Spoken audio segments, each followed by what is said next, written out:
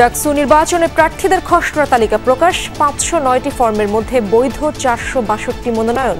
23 August পর্যন্ত থাকছে আপিলের সুযোগ।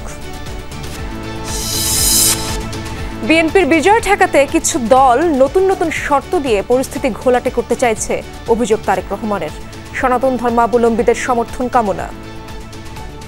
যারা আসন্ন নির্বাচনকে সামনে রেখে পরিস্থিতি ঘোলাটে করার অপচেষ্টা করছেন, এর মাধ্যমে আপনারা হয়তো নিজেদের অজান্তেই গণতন্ত্রের উত্তরণের পথকে বাধাগ্রস্ত করে তুলছেন।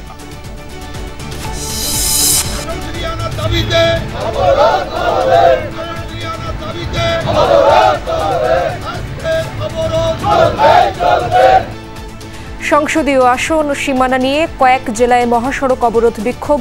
রোড ম্যাপের জন্য আগামী সপ্তাহের অপেক্ষা। সবার বক্তব্য আমলে নেয়ার দাবি জামায়াতের। আশুলিয়ায় লাশ পোড়ানোর নৃশংস ঘটনার বিচার শুরু। রাজসাক্ষী হতে দোষ স্বীকার এসআই আফজালুলের। শেখ হাসিনার বিরুদ্ধে গুমের মামলা করলেন সুখরঞ্জন বালি। আমার নাক মুখ আটকাইয়া কোথায় নিয়ে গেছে নিজেই আমি জায়গার কথা আমি বলতে পারবো না। দিন না রাত্রি মানে কোনো আমি আলো বাতাস পাইনি। কমিশনের প্রস্তাবের অপেক্ষায় বসে না থেকে মন্ত্রণালয়গুলো নিজ উদ্যোগে চালাচ্ছে সংস্কার। শেখ হাসিনার আমলে পাচার হওয়া টাকা ফেরানোর চেষ্টা চলছে। একটা দিনও এই গভর্নমেন্ট অপচয় করছে না। প্রত্যেকটা জায়গায় টিম পাঠানো হচ্ছে, সরজমিনে যে তার প্রপার্টি চেক করে দেখে আসছেন তারা।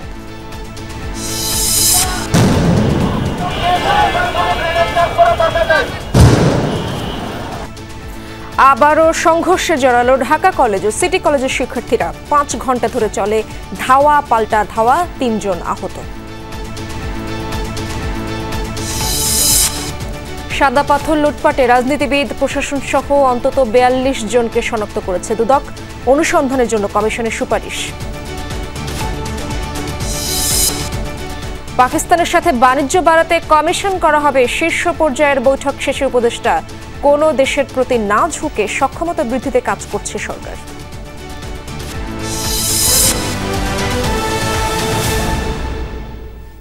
দর্শক, এতক্ষণ শিরোনামগুলো দেখছিলেন। পুরো সময় জুড়ে আপনাদের সাথে থাকবো আমি ইশরাত জাহান। ডাকসু নির্বাচনে বিভিন্ন পদে এবার লড়বেন 462 জন। রাতে প্রার্থীদের প্রাথমিক তালিকা প্রকাশ করেছে ডাকসু নির্বাচন কমিশন। তাদের 402 জন ছাত্র এবং 60 জন ছাত্রী এবার লড়বেন 28টি পদে। 26 আগস্ট প্রকাশ করা হবে চূড়ান্ত তালিকা। খসড়া তালিকা প্রকাশ করেছে ডাকসু নির্বাচন কমিশন। 509টি মনোনয়নপত্রের মধ্যে ত্রুটিপূর্ণ ছিল 47টি, টিকে গেছে 462টি। বিকেলে প্রকাশের কথা থাকলেও কারিগরি ত্রুটির কারণে রাত 8টা নাগাদ প্রকাশ করা হয় প্রাথমিক তালিকা, যেখানে ভিপি পদে 48 জন, 19 জন জিএস পদে এবং এজিএস পদে প্রতিদ্বন্দ্বিতা করবেন 28 প্রার্থী। ছাত্র 402 জন, ছাত্রী 60 জন, মোট 462 জন ছাত্র ছাত্রী ঢাকা বিশ্ববিদ্যালয়ের কেন্দ্রীয় ছাত্র সংসদ নির্বাচনের বিভিন্ন পদে প্রতিদ্বন্দ্বিতা করার জন্য মনোনয়নপত্র বৈধ প্রার্থী হিসাবে প্রাথমিকভাবে আমরা সিদ্ধান্ত দিয়েছি। হল সংসদ নির্বাচনে 13টি পদে প্রতিদ্বন্দ্বিতা করছেন 1108 জন। স্বাক্ষর ও ফোন নম্বর না থাকায় ফজলুল হক মুসলিম হলের একজনের মনোনয়ন স্থগিত রাখা হয়েছে। এটি প্রাথমিকভাবে আমরা স্থগিত রেখেছি। তারা আপিল করবে। আজকে প্রকাশের পর হয়তো তারা আবার যোগাযোগ করবে বা আপিল করার সুযোগ আছে। সে আপিল করার পরে আমরা আবার সেগুলো যাচাই বাছাই করে দেখব। মূলত রেজিস্ট্রেশন নাম্বার, ভোটার নাম্বার, নাম ও স্বাক্ষর নির্ভুল না থাকায় প্রাথমিকভাবে বাদ পড়েছেন 47 প্রার্থী। বাদ পড়া প্রার্থীরা 23 আগস্টের মধ্যে আপিল করতে পারবেন। যাচাই বাছাই শেষে 26 আগস্ট ডাকসু নির্বাচনের চূড়ান্ত প্রার্থী তালিকা প্রকাশ করা হবে। সুমাইয়া ঐশী, যমুনা নিউজ, ঢাকা।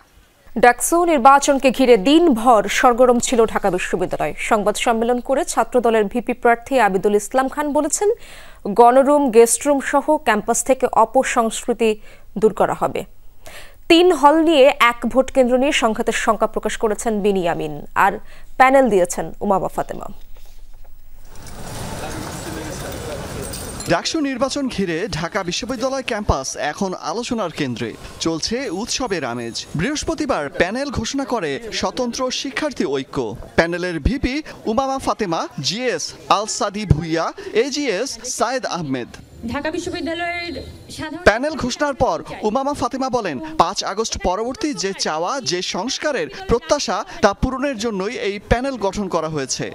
5 আগস্ট পরবর্তী সময়ে যেভাবে করে আমরা এক্সপেক্ট করেছিলাম, আমরা আশা করেছিলাম যে এই বাংলাদেশটা আমরা আবার নতুন করে নির্মাণ করব, এই ঢাকা বিশ্ববিদ্যালয়টা আসলে ছাত্রদের হয়ে উঠবে, এখানে কোনো প্রকার নীল সাদা গোলাপি দলের রাজনীতি হবে না। নির্বাচিত হলে ডাকসুর ভূমিকা কি হবে, এসব প্রতিশ্রুতি নিয়ে ক্যাম্পাসে ব্রিফিং করেছে ছাত্রদল। ভিপি প্রার্থী আবিদুল ইসলাম খান জানান, ঢাকা বিশ্ববিদ্যালয়ে গণরুম, গেস্ট রুম কালচার চিরতরে দূর করা হবে। শিক্ষার্থীদের আবাসন সমস্যা সমাধানেও দেয়া হবে গুরুত্ব।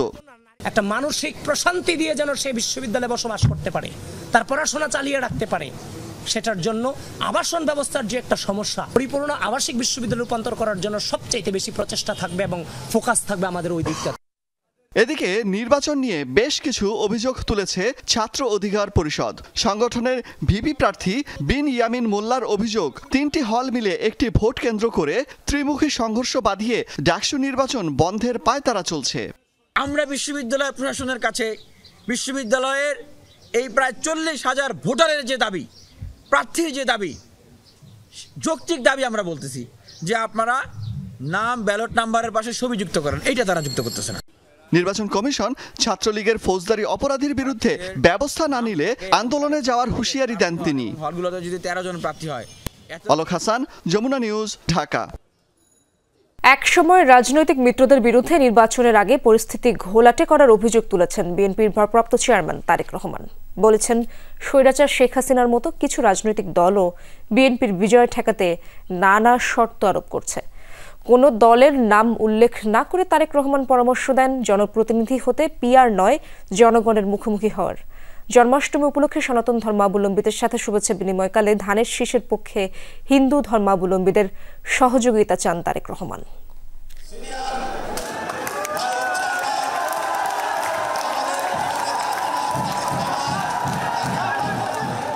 জন্মাষ্টমী উপলক্ষে বরাবরই হিন্দু ধর্মাবলম্বীদের জন্য শুভেচ্ছা বিনিময় অনুষ্ঠান করে বিএনপি। গত 1.5 দশকের তুলনায় দলটির এবারের আয়োজন ছিল বড়সড়। সারা দেশ থেকে আসা সনাতন ধর্মাবলম্বীদের সাথে বৃহস্পতিবার রাজধানীর ইঞ্জিনিয়ারিং ইনস্টিটিউটে শুভেচ্ছা বিনিময় করেন বিএনপির শীর্ষ নেতারা। অনুষ্ঠানে বিএনপি মহাসচিব বলেন, বাংলাদেশের অস্তিত্ব রক্ষায় অতীতের বিভেদ ভুলে হিন্দু ধর্মাবলম্বীদের ঐক্যবদ্ধ হতে হবে। আজকে একটা প্রচ্ছন্ন একটা প্রচেষ্টা আছে 71কে ভুলিয়ে দেওয়া, এক ধরনের উগ্রবাদ মাথা চাড়া দিয়ে উঠছে। এই উগ্রবাদকে মাথা চাড়া দিয়ে উঠতে দেওয়া যাবে না বন্ধুগণ।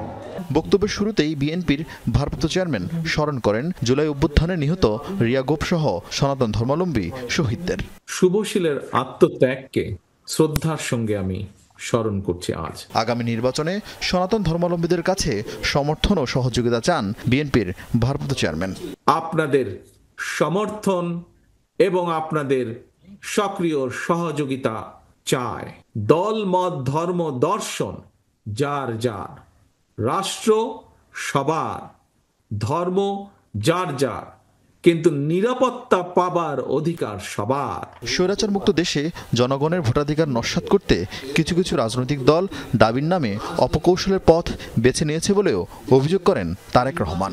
যারা মনে করছেন নির্বাচন দিলে জনগণ ভোট দিয়ে বিএনপিকে সরকার গঠনে সহায়তা করবে, যারা এই চিন্তা থেকে বিএনপির বিজয় ঠেকানোর জন্য নানা রকম অপকৌশলের বা শর্তের বেড়াজালের আশ্রয় নিচ্ছেন, যারা আসন্ন নির্বাচনকে সামনে রেখে পরিস্থিতি ঘোলেটে করার অপচেষ্টা করছেন, এর মাধ্যমে আপনারা হয়তো নিজেদের অজান্তেই গণতন্ত্রের উত্তরণের পথকে বাধাগ্রস্ত করে তুলছেন। সরকারে প্রতিনিধিত্ব করতে চাইলে অবশ্যই তাদেরকে জনগণের রায় অর্জন করা জরুরি। তারেক রহমান আশা করেন বাস্তবতার আলোকে এক সময়ের রাজনৈতিক মিত্ররা শর্ত ছেড়ে সমাধানের পথে আসবেন। প্রতিটি ইস্যুই সময়ের সাথে সাথে সুন্দরভাবে সমাধান হয়ে যাবে। বা আরফিন শাকিল, যমুনা নিউজ, ঢাকা। সংসদীয় আসন পুনর্বিন্যাসের প্রস্তাব বাতিলের দাবিতে কয়েক জেলায় মহাসড়ক অবরোধ সহ বিভিন্ন কর্মসূচি পালিত হয়েছে। দাবি মানা না হলে কঠোর আন্দোলনের হুঁশিয়ারি দিয়েছেন বিক্ষুব্ধরা। আগামী 24শে আগস্ট থেকে নির্বাচন কমিশনের সংসদীয় আসন পুনর্বিন্যাসের খসড়ার উপর শুনানি শুরুর কথা রয়েছে। 9 উপজেলা নিয়ে গঠিত বাগেরহাট জেলায় সংসদীয় আসন 4টি। আসন্ন নির্বাচনে একটি আসন কমানোর প্রস্তাব করেছে নির্বাচন কমিশন। এতে ক্ষোভ ছড়িয়েছে স্থানীয়দের মাঝে। 4টি আসন বহাল রাখার দাবিতে বেশ কিছুদিন ধরেই কর্মসূচি পালন করে আসছে বিভিন্ন রাজনৈতিক দল ও নানা শ্রেণী পেশার মানুষকে নিয়ে গঠিত সর্বদলীয় সম্মিলিত কমিটি। বৃহস্পতিবার সকাল থেকে দুপুর পর্যন্ত নওয়াপাড়া ও কাটাখালী এলাকায় ঢাকা খুলনা মহাসড়ক অবরোধ করে রাখে তারা। বাগেরহাটের সংসদীয় আসন 4টা থেকে 3টে করেছে, প্রতিবাদ গ্রহণ করেছে। 25 তারিখে সিদ্ধান্ত 4 আসন ফিরিয়ে দেওয়ার পক্ষে না হয় 26 তারিখ থেকে লাগাতার কর্মসূচি। মহাসড়ক 4 ঘন্টা অবরোধ করে রাখায় আটকে পড়ে শত শত যানবাহন। ভোগান্তিতে পড়েন যাত্রীরা। নর্থ সিটি থেকে আসছি বাগেরহাটে যাওয়ার জন্য, কিন্তু এখানে এই মোড়ে এসে দেখি এখানে অবরোধ চলছে। এখন মানে যা পৌঁছাতে পারি না, এখন এখানে নাকি 1 ঘন্টা লেট করা কি একটা কষ্ট না, এক সাইডে আমাদের জায়গা দিলে হলো। মেঘনা উপজেলাকে কুমিল্লা 2 আসনেই বহাল রাখার দাবিতে মানববন্ধন ও বিক্ষোভ করেছে হোমনা মেঘনা নাগরিক সমাজ। এক পর্যায়ে ভাটেরচর এলাকায় ঢাকা চট্টগ্রাম মহাসড়কে অবস্থান নেয় বিক্ষোভকারীরা। কিছুক্ষণ পর তাদের সেখান থেকে সরিয়ে দেয় পুলিশ। নির্বাচন কমিশনের আসন পুনর্বিন্যাস খসড়ায় কুমিল্লা 2 আসন থেকে মেঘনা উপজেলাকে সরিয়ে কুমিল্লা 1 আসনের অন্তর্ভুক্ত করার প্রস্তাব দেওয়া হয়েছে। ভৌগোলিকভাবে হোমনা আর মেঘনা 1 এবং মেঘনার সাথে 1 ইঞ্চি জায়গা ভৌগোলিকভাবে দাউদকান্দির সাথে সংযুক্ত নাই। সর্বস্তরের জনগণের এই দাবি, হোমনার মানুষ, মেঘনার মানুষ একই আসনে আমরা একসাথে থাকতে চাই। যশোর 3 ও 6 আসনের সীমানা অপরিবর্তিত রাখার দাবিতে শহরে বিক্ষোভ মিছিল করে স্বেচ্ছাসেবক দল। এ সময় বক্তারা অভিযোগ করেন সীমানা পুনর্নির্ধারণের নামে ষড়যন্ত্র চলছে। একই দাবিতে মনিরামপুরেও বিক্ষোভ মিছিল ও ইওনোর কাছে স্মারকলিপি দেন বিএনপি নেতাকর্মীরা। এছাড়া চট্টগ্রাম 4 আসনে আকবর শাহ এলাকাকে অন্তর্ভুক্ত না করার দাবিতে জেলা প্রশাসক কার্যালয়ের সামনে মানববন্ধন ও সমাবেশ হয়েছে। জাহিদ হাসান, যমুনা নিউজ। নির্বাচনী রোডম্যাপ নিয়ে বৈঠক করেছেন 4 নির্বাচন কমিশনার সহ উচ্চপদস্থ কর্মকর্তারা। এদিকে প্রধান নির্বাচন কমিশনারের সাথে সাক্ষাৎ করতে বিকেলে নির্বাচন ভবনে যান জামায়াতের প্রতিনিধি দল। সাক্ষাৎ শেষে দলের সহকারী সেক্রেটারি জেনারেল হামিদুর রহমান আজাদ বলেন, দেশের বিভিন্ন জায়গায় আসনের যে বেশ কম হয়েছে তা নিয়ে সিইসির কাছে নিজেদের বক্তব্য তুলে ধরেছে জামায়াত। ত্রয়োদশ জাতীয় সংসদ নির্বাচন সামনে রেখে ভোটের রোডম্যাপ চূড়ান্ত করতে নির্বাচন কমিশনে বৈঠক হয়েছে। সেখানে ছিলেন 4 নির্বাচন কমিশনার ও ইসি সচিবালয়ের কর্মকর্তারা। তবে প্রধান নির্বাচন কমিশনার আ.ম. নাসিরউদ্দিন ছিলেন না বৈঠকে। আলোচনা আগামী সপ্তাহে গড়াতে পারে বলে জানানো হয় কমিশন থেকে। এদিকে নির্বাচন ভবনে প্রধান নির্বাচন কমিশনারের সঙ্গে সাক্ষাৎ করেছেন জামাতের 5 সদস্যের প্রতিনিধি দল। সাক্ষাৎ শেষে হামিদুর রহমান আজাদ জানান, সংসদীয় আসনের সীমানা পুনঃনির্ধারণের বিষয়ে সবার বক্তব্য আমলে নিতে ইসির প্রতি আহ্বান জানানো হয়েছে। ন্যাশনাল বেজ অনুযায়ী ওনাদের যে 4,20,000 একটা এভারেজ ভোটার ঠিক করে একটা আসন করেছেন, তো সেই অনুযায়ী বাংলাদেশের বিভিন্ন জায়গার কিছু আসন বেশ কম হয়ে গেছে। 39টি আসনের মধ্যে আমাদের অবজারভেশন বা আপত্তিটি আমরা 10 তারিখের মধ্যে দিয়েছি। সেখানে একটা ডেফিনিট নাম্বার আছে। শিডিউল ডেটে আসলে এগুলো আপনারা আবার হিয়ারিংয়ের সময় আমরা আবার ব্রিফ করব। পিআর পদ্ধতি ছাড়া দলটি নির্বাচনে যাবে কি না সে প্রশ্নের উত্তর দেওয়ার মতো পরিস্থিতি এখনো আসেনি বলেও মন্তব্য করেন এই জামাত নেতা। ইলেকশনে যাব না এই প্রশ্নটা এখনো ম্যাচিউর টাইম আসে নাই। তানফির মৌসুম, যমুনা নিউজ, ঢাকা। গণ অভ্যুত্থানে আশুলিয়ায় লাশ পোড়ানো এবং একজনকে গুলি ছুড়ে হত্যার ঘটনায় করা মামলায় বিচার শুরুর আদেশ দিয়েছেন আন্তর্জাতিক অপরাধ ট্রাইব্যুনাল 2। দোষ স্বীকারের পর রাজসাক্ষী হওয়ার আবেদন জানিয়েছেন এসআই আফজালুল হক। এদিকে দেলোয়ার হোসেন সাইদের মামলার অন্যতম সাক্ষী সুখরঞ্জন বালি অপহরণ, নির্যাতন ও গুমের অভিযোগে শেখ হাসিনা সহ 32 জনের বিরুদ্ধে অভিযোগ দায়ের করেছেন ট্রাইব্যুনালে। ভ্যানে লাশের ওপর তোলা হচ্ছে লাশ, এরপর পুড়িয়ে দেওয়া হয় আগুনে। এই নৃশংসতা 2024 সালের 5 আগস্টে 5 জনকে গুলি করে হত্যা ও গুলিতে আহত একজনকে এভাবেই পুড়িয়ে দেওয়া হয়। 6 জনকে পুড়িয়ে দেয়া ও 4 আগস্ট একজনকে গুলি করে হত্যা সহ 7 জনকে হত্যার অভিযোগে ট্রাইব্যুনালের দায়ের করা মামলায় বিচার শুরুর আদেশ দিয়েছেন আন্তর্জাতিক অপরাধ ট্রাইব্যুনাল 2। মামলায় মোট আসামি 16 জনের মধ্যে সাবেক সংসদ সদস্য সাইফুল ইসলাম সহ 8 জন পলাতক। এদিন গ্রেপ্তার 8 জনকে তাদের বিরুদ্ধে অভিযোগ পড়ে শোনানো হয়। এ সময় দোষ স্বীকার করে রাজসাক্ষী হওয়ার আগ্রহ প্রকাশ করেন পুলিশ সদস্য আফজালুল হক। একজন আসামি তিনি দোষ স্বীকার করেছেন এবং বলেছেন যে আমি আমার বিরুদ্ধে যে চার্জ গঠন করা হয়েছে সেটা স্বীকার করছি এবং আদালতে আমি আমার বক্তব্য দিয়ে এই মামলার ব্যাপারে আমি যা জানি সেটা বলতে চাই। প্রসিকিউশনের পক্ষ থেকে আমরা কাউকে অ্যাপ্রুভার হওয়ার জন্য কোনো প্রস্তাবও দেইনি। প্রসিকিউশন চাইও না যেখানে কোনো অ্যাপ্রুভার হোক, কিন্তু কোনো ব্যক্তি কোনো আসামি যদি আদালতে এসে বলে যে আমার বিরুদ্ধে যা অভিযোগ আনয়ন করা হয়েছে আমি তা স্বীকার করছি, এইটা আসামি এবং আদালতের ব্যাপার। এদিকে গুম নির্যাতনের ঘটনায় ট্রাইব্যুনালে অভিযোগ দায়ের করেছেন জামায়াত নেতা দেলোয়ার হোসেন সাইদির মামলার সাক্ষী সুখরঞ্জন বালি। বলেন 2012 সালের 5 নভেম্বর সাইদির পক্ষে সাক্ষ্য দিতে আসলে সাদা পোশাকধারী পুলিশ মাইক্রোবাসে করে তাকে তুলে নিয়ে গুম করে রাখে 2 মাস 17 দিন। পরে সীমান্ত পার করে ভারতে পাঠিয়ে দেওয়া হয়। ভারতে 5 বছর জেলে ছিলেন তিনি। আমার নাক মুখ আটকাইয়া কোথায় নিয়ে গেছে নিজেই আমি জায়গার কথা আমি বলতে পারবো না। দিন না রাত্রে মানে কোনো আমি আলো বাতাস পাইনি। কিছু সময় পরে একটা আলো পাইছি, ওখানে ছিলাম আমি 3 মাসের করে আমি 13 দিন মানে কম ছিল।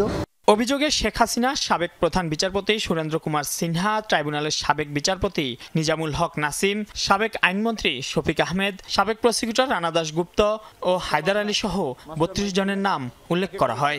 আল্লামা দেলোয়ার হোসেন সাইদির বিরুদ্ধে সাক্ষ্য দেওয়ার জন্য প্রসিকিউশন বারবার তাকে চাপ দিচ্ছিল, কিন্তু উনি টর্চারিং করেছে, কিন্তু টর্চার করা সত্ত্বেও উনি যেহেতু রাজি হচ্ছিলেন না সেহেতু তাকে আর সাক্ষী হিসেবে উপস্থাপন করেনি। টাকার অফার দিয়েছিল সেটাতে উনি রাজি হন। তাকে গোপন ডিটেনশন সেন্টারে রাখা হয়েছিল সেটা তিনি অভিযোগ করেছেন। তাকে পরবর্তীতে পুশব্যাক করে বাংলাদেশের আইন শৃঙ্খলা রক্ষাকারী বাহিনী ভারতীয় সীমান্তরক্ষীর কাছে তুলে দিয়েছিল, সেটাও তিনি অভিযোগ করেছেন এবং সেখানে তিনি বন্দী ছিলেন, সেটা রেকর্ডপত্র আছে, সেগুলো তিনি উল্লেখ করেছেন। সুতরাং তার অভিযোগের ভিত্তিতে আইনগত যা যা ব্যবস্থা নেওয়া দরকার তদন্ত সংস্থার রিপোর্টের প্রাপ্তি সাপেক্ষে আমরা সেই ধরনের ব্যবস্থা গ্রহণ করব। এছাড়া 5 আগস্ট চানখারপুলে 6 আন্দোলনকারীকে হত্যার ঘটনায় ট্রাইব্যুনাল 1-এ চলা মামলায় 4র্থ দিনের মতো সাক্ষ্য নেওয়া হচ্ছে আরও 2 জনের। Mainul Maruf, Jamuna news, Dhaka. 21 August grenade হামলা মামলায় সব আসামির খালাসের বিরুদ্ধে রাষ্ট্রপক্ষের করা আপিলের শুনানি শেষ। আগামী 4 সেপ্টেম্বর রায় ঘোষণা করবেন আপিল বিভাগ। আসামি পক্ষের আইনজীবীদের প্রত্যাশা হাইকোর্টের খালাসের রায় বহাল থাকবে আপিলেও। সকালে প্রধান বিচারপতি ডক্টর সৈয়দ রেফাত আহমেদের নেতৃত্বাধীন আপিল বিভাগের 6 বিচারপতির বেঞ্চে এই শুনানি শুরু হয়। মামলায় তারেক রহমানের আইনজীবী ব্যারিস্টার কায়সার কামাল বলেন, শেখ হাসিনা এই মামলাকে ভিন্ন খাতে প্রবাহিত করতে চেয়েছিল। প্রকৃত দোষীদের শাস্তি দিতে গেলে থলের বিড়াল বেরিয়ে যাবে বলেও মন্তব্য করেন তিনি। অভিযোগ তোলেন, রাজনৈতিক প্রতিহিংসা থেকেই তারেক রহমানকে এই মামলায় জড়ানো হয়েছে। এর আগে 1 ডিসেম্বর 21 আগস্ট গ্রেনেড হামলার ঘটনায় হত্যা ও বিস্ফোরক দ্রব্য আইনের মামলায় বিএনপির ভারপ্রাপ্ত চেয়ারম্যান তারেক রহমান সহ সব আসামিকে খালাস দিয়ে রায় দেন হাইকোর্ট।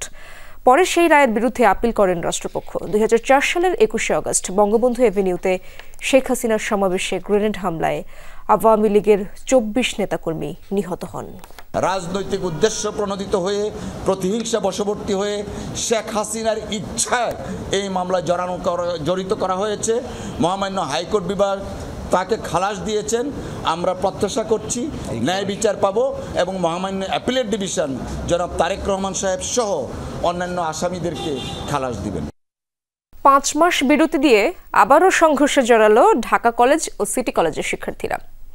সকাল 11টার পর থেকে বিকেল পর্যন্ত থেমে থেমে চলে শিক্ষার্থীদের পাল্টাপাল্টি হামলা। প্রায় 4 ঘন্টার সংঘর্ষে 2 পক্ষের অন্তত 6 জন আহত হয়। পুলিশ বলছে সড়কে যেন কোনো বিশৃঙ্খলা না হয় সেজন্য কঠোর অবস্থানে পুলিশ। 2 প্রতিষ্ঠানের শিক্ষার্থীদের সংঘর্ষের কারণে ভোগান্তিতে পড়েন এই পথে চলাচলকারীরা। ফের মুখোমুখি ঢাকা কলেজ ও সিটি কলেজের শিক্ষার্থীরা। ধাওয়া পাল্টা ধাওয়ায় উত্তপ্ত সায়েন্স ল্যাবরেটরি ও আশপাশের এলাকা। কিন্তু সংঘর্ষের কারণ কি? 2 পক্ষের কথা থেকে জানা যায়, গত 19 আগস্ট কোচিং সেন্টারের ক্লাস করা 2 কলেজের 2 শিক্ষার্থীর আইডি কার্ড নিয়ে কথা কাটাকাটি হয়। পরদিন শিক্ষা প্রতিষ্ঠান ছুটি থাকায় ঘটনা গড়ায় বৃহস্পতিবারে সকাল 11টা থেকে 2 কলেজের শিক্ষার্থীরা জড়িয়ে পড়ে সংঘর্ষে। এক পর্যায়ে ঢাকা কলেজের শিক্ষার্থীদের ক্যাম্পাস বন্দি করে রাখে পুলিশ। হটিয়ে দেয়া হয় সিটি কলেজ শিক্ষার্থীদেরও। কিন্তু সিটি কলেজের শিক্ষার্থীরা দুপুর 12:30টার দিকে পুলিশের বাধা অতিক্রম করে ঢাকা কলেজ অভিমুখে অগ্রসর হয়। কাছাকাছি পৌঁছালে 2 পক্ষের মধ্যে আবারও সংঘর্ষ শুরু হয়। পরিস্থিতি নিয়ন্ত্রণে পুলিশ সাউন্ড গ্রেনেড ছুড়ে শিক্ষার্থীদের ছত্রভঙ্গ করে দেয়। 2 প্রতিষ্ঠানের শিক্ষার্থীরাই পরস্পরের বিরুদ্ধে হামলার অভিযোগ করছেন। ওরা কি করে আমাদের সেই একটু ঢিল মারা পুলিশে বয়া করা থেকে জায়গা, পুলিশে কি করে আন্দোলনতে মারে জায়গা, এটা তো কোনো সমাধান না। ঢাকা পোলাপানগুলো মারে, যার কারণে যারা পরবর্তীতে ঢাকা যে পোলাপান ইন্টারে ওরা মারতে যায়। পুলিশ বলছে সমস্যার দীর্ঘস্থায়ী সমাধান না হয় নিয়মিত বিরতিতে সংঘর্ষে জড়াচ্ছে শিক্ষার্থীরা। পুলিশও আমরা মাঝামাঝি অবস্থানে এসেছি যেন ঢাকা কলেজ বা সিটি কলেজের কেউ যেন এদিকে না আসে, মুখোমুখি সংঘর্ষ যেন না হয়। তখন মুখোমুখি সংঘর্ষ হলে একটা অঘটন হওয়ার সম্ভাবনা থাকে। গোড়ায় যদি ঠিক না করা যায় তাহলে হয়তো ভাই ছাত্রদের মধ্যে এই অবস্থানটা চলতে থাকবে। এই মাঝে মাঝে ধাওয়া পাল্টা ধাওয়া হবে, তাদের মধ্যে আহত বা গুরুতর আহত অথবা বড় ধরনের ঘটনা ঘটতে পারে, এইটা আমরা এড়াতে চাই। চলতি বছরের 18 মার্চ 2 কলেজের শিক্ষার্থীদের মধ্যে বড় ধরনের সংঘর্ষ হয়। সে সময় উভয় পক্ষের অন্তত 50 শিক্ষার্থী আহত হয়। শামীম রেজা, যমুনা নিউজ, ঢাকা। সংস্কার কমিশনের প্রস্তাবের অপেক্ষায় না থেকে স্বপ্রণোদিত হয়ে আগে ভাগে সংস্কার করে যাচ্ছে সংশ্লিষ্ট মন্ত্রণালয়গুলো। একথা জানিয়েছেন প্রধান উপদেষ্টার প্রেস সচিব শফিকুল আলম। উপদেষ্টা পরিষদের বৈঠক শেষে ফরেন সার্ভিস একাডেমিতে ব্রিফিংয়ে তিনি জানান, পাচার হওয়া টাকার একাংশ ফেরত আনার কাজ চলছে। রোহিঙ্গাদের নিয়ে আন্তর্জাতিক সম্মেলনে অংশ নিতে 25 আগস্ট কক্সবাজার যাবেন প্রধান উপদেষ্টা। প্রধান উপদেষ্টার তেজগাঁও কার্যালয়ে উপদেষ্টা পরিষদের বৈঠক অনুষ্ঠিত হয় সপ্তাহের শেষ কার্যদিবসে। সভাপতিত্ব করেন অন্তর্বর্তী সরকার প্রধান ডক্টর মোহাম্মদ ইউনূস। বৈঠকে সরকারের নীতি নির্ধারণী বিভিন্ন গুরুত্বপূর্ণ বিষয় নিয়ে আলোচনা হয়। পরে ফরেন সার্ভিস একাডেমিতে সার্বিক বিষয় নিয়ে সংবাদ সম্মেলন করে প্রধান উপদেষ্টার প্রেস উইং। প্রেস সচিব শফিকুল আলম জানান, সংস্কার কমিশনের সুপারিশের বাস্তবায়ন শুরু হয়েছে। স্বপ্রণোদিত হয়ে প্রতিটি মন্ত্রণালয় কাজ করেছে। 10টা কমিশনের যে সংস্কার, এটাই আমরা বাস্তবায়ন করছি না। এছাড়াও প্রত্যেকটা মিনিস্ট্রি এই আমাদের গভর্নমেন্টের দায়িত্ব গ্রহণ করার পরের থেকে তারা সবাই স্বপ্রণোদিত হয়ে এবং নিজেরা আইডেন্টিফাই করে অনেকগুলো কাজ করেছেন। আওয়ামী লীগ সরকারের আমলে পাচার হওয়া অর্থের মধ্যে 40,000 কোটি টাকা ফেরত আনতে আন্তর্জাতিক সংস্থাগুলোর সাথে কাজ করছে বাংলাদেশ ব্যাংক। একটা দিনও এই গভর্নমেন্ট অপচয় করছে না। প্রত্যেকটা জায়গায় টিম পাঠানো হচ্ছে, সরজমিনে যে তার প্রপার্টি চেক করে দেখে আসছেন তারা। প্রেস উইং জানায়, এনবিআর বিভক্ত করার সংশোধনী প্রস্তাবে রাজস্ব নীতি বিভাগে যে কোনো ক্যাডার নিয়োগ করা যাবে, তবে ব্যবস্থাপনা বিভাগের ক্ষেত্রে কাস্টমস ক্যাডারকে প্রাধান্য দিতে হবে। 2 ইউনিয়নের যারা প্রধান হবেন তাদেরকে নেওয়া হবে হচ্ছে যোগ্যতা, অভিজ্ঞতা এবং ন্যায্যতার ভিত্তিতে, এবং তাদের কম্পিটেন্স বিচার করে যে কোনো ক্যাডার থেকে নেওয়া হবে। রোহিঙ্গা সমস্যা সমাধানে কক্সবাজারে 24 আগস্ট থেকে 3 দিনের আন্তর্জাতিক সম্মেলন অনুষ্ঠিত হবে। এতে যোগ দেবেন প্রধান উপদেষ্টা। 24, 25, 26 তারিখে রোহিঙ্গা একটা কনফারেন্স হচ্ছে। রোহিঙ্গা ক্রাইসিসটাকে আবার ইন্টারন্যাশনালি যাতে মেজর ডিসকাশনের বিষয় হয়, সেটার জন্য আমরা এইটাকে হাইলাইট করার জন্য 3টা বড় ইন্টারন্যাশনাল কনফারেন্স করার আমরা প্ল্যান নিয়েছি। ব্রিফিংয়ে জানানো হয়, কূটনৈতিক পাসপোর্ট থাকলে এখন থেকে পাকিস্তানে ভিসা ছাড়াই ভ্রমণ করা যাবে। এক্ষেত্রে পাকিস্তানের নাগরিকরাও একই সুবিধা পাবেন। যারা পাকিস্তানের কূটনীতিক ভিসা পাসপোর্ট হোল্ড করছেন তারাও বাংলাদেশে সফর করতে পারবেন। লামিয়া তিথি, যমুনা নিউজ, ঢাকা। সিলেটের ভোলাগঞ্জে সাদাপাথর লুটপাটে রাজনীতিবিদ, স্থানীয় প্রশাসন সহ অন্তত 42 জনকে শনাক্ত করেছে দুদক। সংস্থাটির মহাপরিচালক জানিয়েছেন, প্রাথমিকভাবে দুর্নীতির প্রমাণ মেলায় অনুসন্ধানের জন্য কমিশনের সুপারিশ করা হয়েছে। সফেদ পাথরে গা ছুঁয়ে স্বচ্ছ পানির ধারা, চোখ মনকে শীতল করা অনুভূতি। এমন অনুভূতিতে মন ভাসাতে বোধহয় হাজার হাজার পর্যটক ভিড় জমান সিলেটের ভোলাগঞ্জ, বিছানাকান্দি বা জাফলংয়ের মতো পাথুরে এলাকায়। যে চোখের দৃষ্টিতে পাথর পানির মিতালিতে মন জুড়ায়, সেই চোখেরই লোভী নজরে সিলেটের অন্তত 4টি স্থানে পাথর লুট করেছে দুর্বৃত্তরা। একদিন দুই দিন নয়, মাসের পর মাস চলছে পাথর লুটপাট। 4টি স্থানে প্রায় 3 কোটি ঘনফুট পাথর লুট করে নিয়ে গেছে চোরের দল। এরই মধ্যে ভোলাগঞ্জের সাদা পাথর এলাকার 80% পাথরই গায়েব হয়ে যায় এ সময়ে। পাথরহীন ধুধু বালুচরের ছবি সামাজিক যোগাযোগ মাধ্যমে ছড়িয়ে পড়ার পর সাদা পাথর এলাকায় অভিযানে যায় দুদক। দুদকের যে অভিযান নিয়ে আলোচনা সমালোচনা, সেই অভিযানের পরই পাথর খেকো বিভিন্ন রাজনৈতিক দলের স্থানীয় নেতাদের নাম বেরিয়ে আসে। দুদকের প্রতিবেদনে বলা হয়েছে, সাদা পাথর লুটপাটে 42 জন রাজনীতিবিদ ও প্রভাবশালী ব্যক্তির সংশ্লিষ্টতা রয়েছে। এছাড়া লুটপাটে স্থানীয় প্রশাসন, পুলিশ, বিজিবির নিষ্ক্রিয়তা ও সহযোগিতাও ছিল। মহাপরিচালক জানান, কমিশনে প্রকাশ্যে অনুসন্ধানের সুপারিশ করা হয়েছে। এনফোর্সমেন্ট অভিযানের যারা ছিলেন আমাদের টিম, তারা ইতিমধ্যে এই সংক্রান্ত প্রতিবেদন দাখিল করেছেন। সাদা পাথর লুটের ঘটনার সত্যতা পাওয়া গেছে এবং যারা যারা এর সাথে সম্পৃক্ত আছেন তাদের বিষয়ে প্রকাশ্য অনুসন্ধানের সুপারিশ করেই প্রতিবেদন দাখিল করা হয়েছে। দুদকের এই প্রতিবেদন প্রকাশের আগেই সরিয়ে দেওয়া হয় সিলেটের সাবেক ডিসি ও কোম্পানিগঞ্জ উপজেলার নির্বাহী কর্মকর্তাকে। রাজীব আহমেদ, যমুনা নিউজ, ঢাকা। ভোলাগঞ্জ থেকে আর যেন একটিও সাদা পাথর লুট না হয় সে ব্যবস্থা নেওয়া হয়েছে, জানিয়েছেন সিলেটের নবনিযুক্ত জেলা প্রশাসক মোহাম্মদ সারোয়ার আলম। বিকেলে সাদা পাথর পরিদর্শনে গিয়ে লুট হওয়া স্থানগুলো ঘুরে দেখেন। পরে সাংবাদিকদের প্রশ্নের জবাবে জেলা প্রশাসন বলেন, সাদা পাথর চুরির পেছনের কারণও পর্যালোচনা করা হচ্ছে। পরিদর্শন থেকে ফেরার পথে কোম্পানিগঞ্জের টুকেরগাঁও এলাকায় অবৈধ পাথর রাখার অভিযোগে 3টি স্টোন ক্রাশার মিলের পাথর জব্দের নির্দেশ দেন সারোয়ার আলম। এর আগে সকালে জেলা প্রশাসকের দায়িত্ব নেন তিনি। সিলেট অঞ্চল থেকে যাতে আর কোনো পাথর যেতে না পারে বাইরে, সেজন্য চেকপোস্ট কাজ করছে। প্রিভেনশন ইজ বেটার দেন কিউর বলে একটা কথা আছে। তো আমরা দেখি কি করা, যদি এখানে পানিশমেন্ট প্রয়োজন হয় তাহলে প্রচলিত যে আইন আছে সেই আইন মোতাবেক হবে, যে যতটুকু অপরাধ করবে সেই অনুযায়ী হবে। এক্সিম ব্যাংক থেকে 615 কোটি 75 লাখ টাকা ঋণ নিয়ে বিভিন্ন কৌশলে আত্মসাতের অভিযোগে ব্যাংকটির সাবেক চেয়ারম্যান ও নাসা গ্রুপের কর্ণধার নজরুল ইসলাম মজুমদার সহ 30 জনের বিরুদ্ধে মামলা করেছে দুর্নীতি দমন কমিশন। দুদকের উপপরিচালক মোহাম্মদ আল আমিন বাদী হয়ে সংস্থাটির সমন্বিত জেলা কার্যালয় ঢাকা 1-এ বাদী হয়ে মামলাটি দায়ের করেন। মামলায় নজরুল ইসলাম মজুমদারের 2 সন্তানকেও আসামি করা হয়েছে। মামলার এজাহারে বলা হয়, আসামিরা ফ্লামিঙ্গো এন্টারপ্রাইজ নামের অস্তিত্বহীন প্রতিষ্ঠানের বাস্তব যাচাই ও পরিদর্শন না করে কোনো সহায়ক জামানত ছাড়াই ঋণ বিতরণ করেন।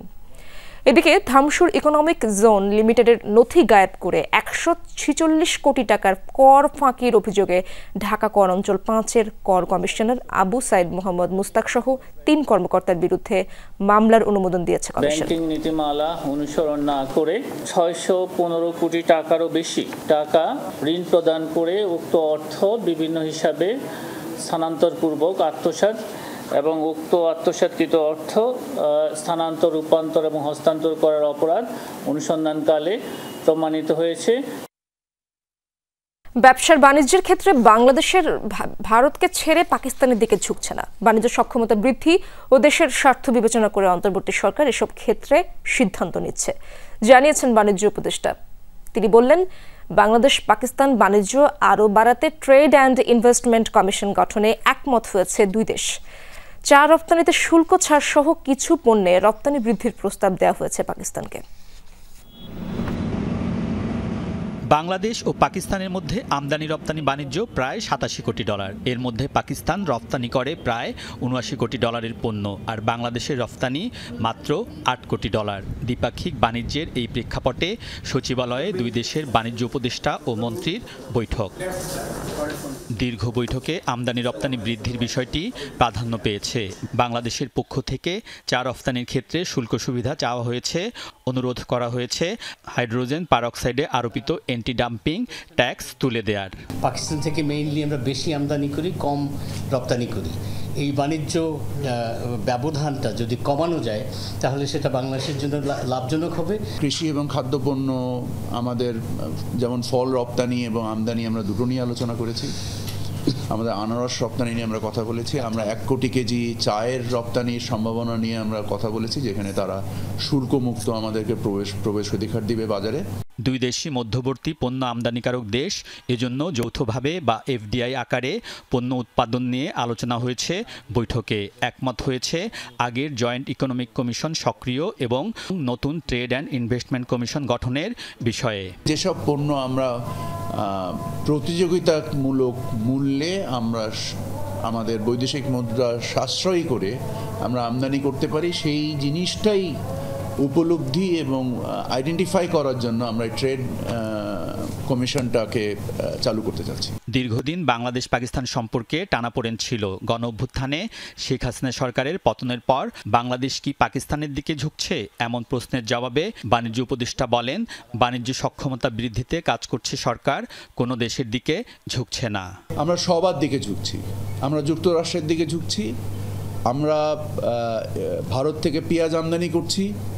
আমাদের যেখানে দেশের স্বার্থ জড়িত আমরা সেখানে তার দিকেই ঝুঁকছি। আমাদের সর্বাগ্রে বাংলাদেশ।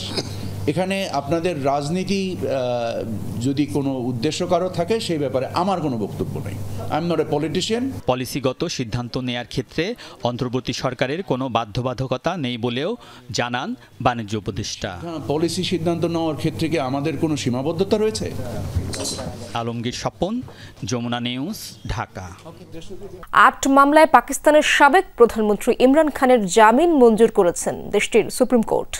বৃহস্পতিবার সামরিক বাহিনীর অবকাঠামোতে হামলার অভিযোগে দায়ের হওয়া এসব মামলায় তাকে জামিন দেন প্রধান বিচারপতি ইয়াহিয়া আফ্রিদির নেতৃত্বাধীন 3 সদস্যের বেঞ্চ। এর আগে লাহোর আদালতে জামিন আবেদন খারিজ হওয়ায় সুপ্রিম কোর্টের দ্বারস্থ হয়েছিলেন তার আইনজীবী। তবে এখনই কারামুক্ত হতে পারছেন না পাকিস্তান তেহরিকে ইনসাফের এই প্রতিষ্ঠাতা। বর্তমানে আল কাদের ট্রাস্ট দুর্নীতির মামলায় 14 বছরের সাজা ভোগ করছেন তিনি। গত 2 বছর ধরে কারাগারে বন্দী রয়েছে পাকিস্তানের আলোচিত এই রাজনীতিবিদ। ইসরায়েলের সাথে সংঘাতের পর প্রথমবার এককভাবে বড় ধরনের সামরিক মহড়া চালিয়েছে ইরান। বৃহস্পতিবার মহড়ার ভিডিও ফুটেজ প্রকাশ করা হয়েছে। ফুটেজে দেখা যায় সামরিক নৌযান ও মিসাইল লঞ্চার থেকে ছোড়া হচ্ছে একের পর এক ক্ষেপণাস্ত্র। ইরানের বিভিন্ন গণমাধ্যম জানিয়েছে, ন্যাশনাল ডিফেন্স ইন্ডাস্ট্রি ডে উপলক্ষে ওমান উপসাগর ও ভারত মহাসাগরের বিভিন্ন লক্ষ্যে এসব ক্ষেপণাস্ত্র ছুড়ে শক্তিমত্তার জানান দিয়েছে দেশটির সামরিক বাহিনী। মাঝ সমুদ্রে থাকা সামরিক নৌযান থেকে ছোড়া হচ্ছে একের পর এক ক্রুজ মিসাইল। ওমান উপসাগর ও ভারত মহাসাগরের টার্গেট নির্ধারণ করে মিসাইল লঞ্চার থেকেও ছোড়া হচ্ছে ক্ষেপণাস্ত্র। বৃহস্পতিবার ন্যাশনাল ডিফেন্স ইন্ডাস্ট্রি ডে উপলক্ষে একযোগে নৌ ও ভূমি থেকে ক্রুজ ক্ষেপণাস্ত্রের পরীক্ষা চালিয়েছে ইরান। ইরানের বিভিন্ন গণমাধ্যমের দাবি, নিজেদের শক্তিমত্তার জানান দিতে সাস্টেইনেবল পাওয়ার 1404 নামের এই সামরিক মহড়ার আয়োজন করেছে দেশটি। গত জুন মাসে ইসরায়েলের সাথে 12 দিনের সংঘাতের পর এটি তেহরানের এককভাবে সবচেয়ে বড় মহড়া। বলা হচ্ছে, ইসরায়েলের হামলার পরও যে সামরিক শক্তি কমেনি সেটি জানান দিতে নিক্ষেপ করা হয়েছে নাসির, কাদির ও গদর এন্টিশিপ ক্রুজ মিসাইল। বিভিন্ন পাল্লার সব ক্ষেপণাস্ত্র সফলভাবে লক্ষ্যবস্তুতে আঘাত হেনেছে বলে দাবি ইরানের। এর আগে গত মাসে কাস্পিয়ান সাগরে রাশিয়ার সাথে যৌথভাবে সামরিক মহড়া চালিয়েছিল ইরান। মোস্তফা মাহমুদ, যমুনা নিউজ। দর্শক, এই ছিল রাতের বাংলাদেশের আয়োজনে। এতক্ষণ যারা সঙ্গে ছিলেন সবাইকে ধন্যবাদ।